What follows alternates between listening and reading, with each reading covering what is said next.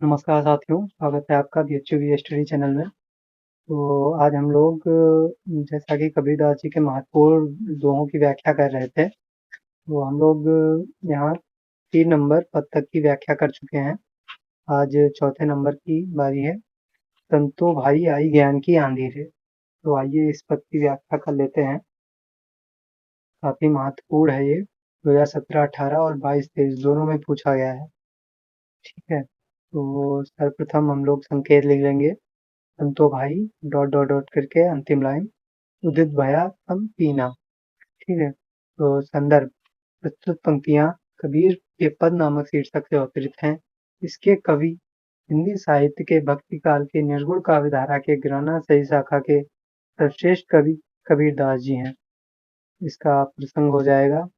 प्रस्तुत पद में कबीर ने अज्ञान का पर्दा हटने पर ही ज्ञान का प्रकाशवान होना बताया है, जिससे भक्ति का प्रादुर्भाव होता है। इस तथ्य को उन्होंने छप्पर, आंधी और वर्षा के रूपक द्वारा स्पष्ट किया। इसकी व्याख्या देखने से पूर्व कुछ कठिन शब्दार्थ को देख लेते हैं।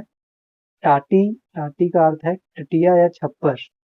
उड़ाड़ी, उड़ाड़ी का अर्थ है उड़ गई। दुचते, दुचते में होगा दुविधा। थूनी मतलब छोटे छोटे खंभे। बलिंदा मतलब छाजन के बीच का बेड़ा का जो छप्पर छाया जाता है, में एक बलिंदा डाला जाता है, को बलिंदा कहते हैं, जिसके सहारे रुकता है छप्पर। छाती, छाती माने छप्पर। धर मतलब धरा या पृथ्वी। कुबधि मतलब कुबुद्धि। निर्चू मतलब न चूने वाली। भांडा मतलब बर्तन। ऊढ़ मतलब निकृष्ट। भीना मतलब भीग गया। ज्ञान के प्रगटे, ज्ञानोदय के होते।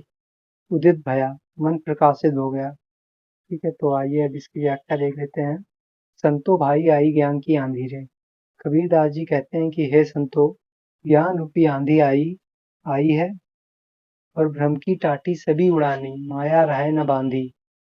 ज्ञान रूपी आंधी आई और माया बंधनों से बंधी भ्रम की टटिया उड़ा ले गई। वह टटिया माया की रस्सी से ही बंधी थी। हित चित की दुई थूनी गिरनी, मोह बलिंदा टूटा। छप्पर को रोकने के लिए जो खंभे लगे थे, वे भी आंधी के थपेड़ों से ध्वस्त हो गए। हित चित की दुई थूनी गिरनी, ये दो खंभे चित्त की दो अवस्थाएं, विषयासक्ति और बाह्य आवर के थे। ज्ञान रूपी थपेड़ों से वे भी नष्ट हो गए। इस प्रकार तृष्णा की छप्पर घर संसार से अलग जा पड़ी तथा कुबुद्धि का भेद खुल गया कि वह किस गलत मार्ग पर थी। हे संतो, जीवात्मा ने यह छप्पर बड़ी ही दान पूर्वक बांधा था, जिससे ज्ञान की एक बूंद भी इसमें न पड़ सके। किंतु इस ज्ञान की आंधी ने इसे उड़ाकर शरीर के पाप रूपी कूड़े को निकाल बाहर किया। इस ज्ञान की आंधी के बाद प्रेम भक्ति रूपी जल की वर्षा हुई। इस प्रेमा भक्ति की वर्षा से प्रभु का भक्त रस श्राद्ध हो गया। कबीरदास जी कहते हैं कि ज्ञान रूपी सूर्य के उदय होने पर उसके मन में दिव्य प्रकाश छा गया और उसने अपने वास्तविक स्वरूप को पहचान लिया। इसका विशेष देख लेते हैं। इस दोहे में कबीरदास जी ने ज्ञान के उदय के बारे में बताया है। प्रस्तुत दोहे में कवि ने पंचमेर खिचड़ी भाषा का प्रयोग किया है। इस काव्यांश में पद छंद का प्रयोग हुआ है। शब्द योजना आकर्षक, सार्थक एवं भावानुकूल है।